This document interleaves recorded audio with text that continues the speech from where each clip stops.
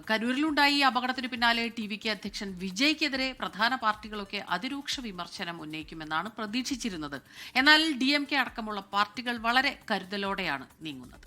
Judicial അന്വേഷണ commission report വരുന്നതുവരെ വിജയെ വിമർശിക്കേണ്ടെന്നാണ് പാർട്ടികളുടെ നയം. CPIM മാത്രമാണ് വിജയെ കടന്നാക്രമിച്ചത്. തമിഴക രാഷ്ട്രീയത്തിൽ ഒറ്റയടിക്ക് വഴിവെട്ടി മുന്നേറാനുള്ള യാത്രയിൽ വിജയ്ക്ക് അപ്രതീക്ഷിത തിരിച്ചടിയാണ് കരൂരിലുണ്ടായത്. വിജയുടെ വരവ് കാര്യമായി അലട്ടിയിരുന്നത് DMKയെയും AIADMKയെയും BJPയെയും. അപകടത്തിന് ശേഷം DMKയുടെ പ്രധാന നേതാക്കൾ വിജയുടെ പേരുപോലും പറയുന്നില്ല. ജുഡീഷ്യൽ കമ്മീഷന്റെ അന്വേഷണ റിപ്പോർട്ട് വന്നതിനു ശേഷമോ മദ്രാസ് ഹൈക്കോടതി പ്രതിസ്ഥാനത്ത് നിർത്തിയ ശേഷമോ മാത്രം വിജയെ കടന്നാക്രമിച്ചാൽ മതിയെന്നാണ് DMKയുടെ തീരുമാനം. വിമർശന മുനമ്പിൽ നിർത്തി വിജയ്ക്ക് ജനങ്ങളുടെ മനസ്സിൽ സഹതാപം ഉണ്ടാക്കി നൽകേണ്ടെന്നും ധാരണയുണ്ട്. പാതിരാത്രി കരൂരിലെത്തിയ മുഖ്യമന്ത്രിയുടെ നീക്കമുൾപ്പെടെ ഗുണം ചെയ്യുമെന്ന് DMK വിലയിരുത്തുന്നു. പോലീസിനെതിരായ TVKയുടെ ആരോപണങ്ങളും DMK അവഗണിക്കുന്നു.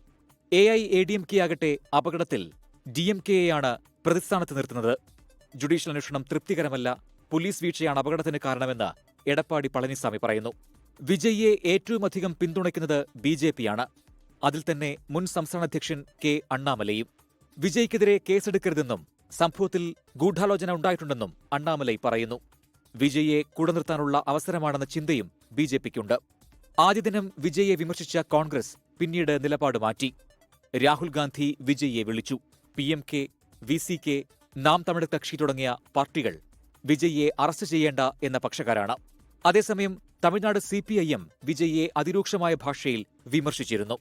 24 കരൂർ. ലോകത്തെവിടെയായാലും ഏത് സമയത്തും 24 വാർത്തകളും ഓഗ്മെന്റഡ് റിയാലിറ്റി പാക്കേജുകളും എക്സ്പ്ലെയിനറുകളും വിശദമായി കാണാൻ ഞങ്ങളുടെ YouTube ചാനൽ നിങ്ങൾക്ക് സബ്സ്ക്രൈബ് ചെയ്യാം.